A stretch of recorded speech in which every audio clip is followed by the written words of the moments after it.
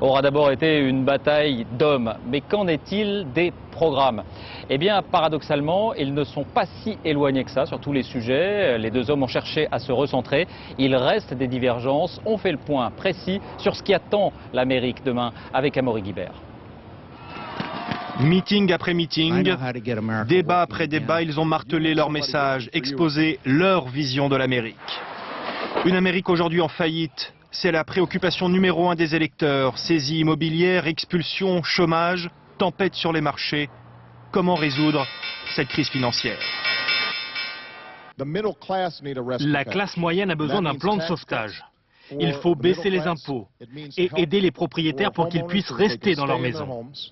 Pour le candidat démocrate, les classes moyennes sont la priorité. Il leur propose des baisses d'impôts ciblées, mais aussi un moratoire sur les saisies immobilières. Et pour relancer l'économie, il injectera en urgence 50 milliards de dollars.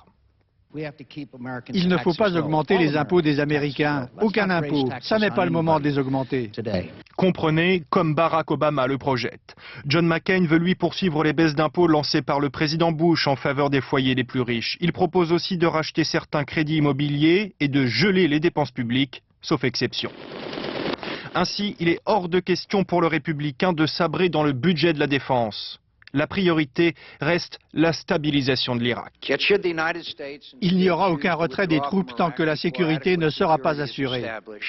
John McCain en est persuadé, la victoire en Irak est proche. Il veut donc maintenir les troupes sur place jusqu'en 2013 au moins et envoyer dans le même temps plus de soldats en Afghanistan. Laissez-moi être clair, il n'y a aucune solution militaire en Irak. C'est la ligne de rupture entre les deux candidats. Pour Obama, l'Irak était une erreur. Il veut rapatrier les troupes d'ici 16 mois, puis se concentrer sur l'Afghanistan.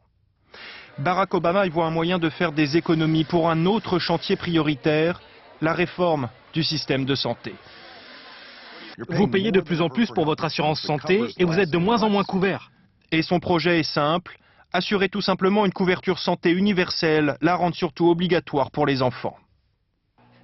Le sénateur Obama veut un système de santé bureaucratique. Le républicain a une toute autre solution en matière de santé, laisser faire le marché, libre choix de sa mutuelle et plus de concurrence pour faire baisser les prix. Il est un dernier enjeu qui fut au premier plan au début de la campagne avant d'être éclipsé par la crise. Deuxième producteur mondial de CO2, que vont faire les États-Unis en matière d'énergie et d'environnement? On ne peut plus compter sur le pétrole car cette ressource va disparaître. Barack Obama propose une politique très volontariste, réduire la consommation de pétrole de 35% d'ici 2030 et investir 150 milliards de dollars dans les énergies propres. Laissons à nos enfants une planète plus propre. Mais pour John McCain, cela ressemble à une déclaration d'intention, car il entend lever les restrictions sur les forages pétroliers et construire 100 centrales nucléaires. Au final, le programme de chaque candidat devrait coûter plusieurs centaines de milliards de dollars. Mais si la crise économique dure, le nouveau président aura bien du mal à respecter toutes ses promesses une fois installé à la Maison-Blanche. Invité maintenant.